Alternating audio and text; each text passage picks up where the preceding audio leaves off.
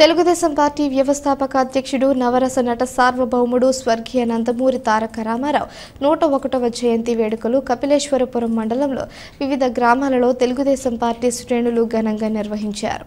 కపిలేశ్వరపురం మండలం అంగర గ్రామంలో గల మండల తెలుగుదేశం పార్టీ కార్యాలయంలో ఆ పార్టీ అమలాపురం పార్లమెంటరీ అధికార ప్రతినిధి పుత్సల శ్రీనివాస్ ఆధ్వర్యంలో దివంగత మాజీ ముఖ్యమంత్రి ఎన్టీఆర్ చిత్రపటానికి పూలమాలలు వేసి నివాళులర్పించారు. ఆంధ్రుల ఆత్మగౌరవాన్ని ప్రపంచానికి చాటి చెప్పిన మహనీయుడు స్వర్గీయ నందమూరి తారక రామారావు అని పుత్సల శ్రీనివాస్ అన్నారు. పేదలకు కూడు గూడు గుడ్డ వంటి ప్రజా సంక్షేమ పథకాన్ని అందించిన ఘనత దివంగత మాజీ ముఖ్యమంత్రి ఎన్టీఆర్కే దక్కుతుందని శ్రీనివాస్ తెలిపారు. ఈ కార్యక్రమంలో టీడీపీ జనసేన పార్టీ శ్రేణులు త్రిపురశెట్టి నాని, దానేటి శరత్, సిద్దిరెడ్డి రామలింగేశ్వరరావు, అంగర రామ నరసింహారావు, తోరాటి శ్రీను, పిల్ల బసవరాజు తదితరులు పాల్గొన్నారు.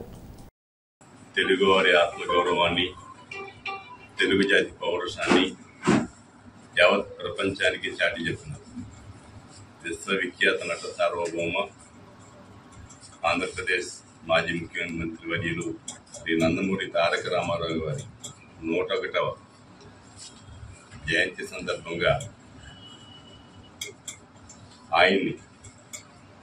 ఆయనకి నివాళులు అర్పించుకుంటూ ఈ కార్యక్రమం తలపెట్టారు.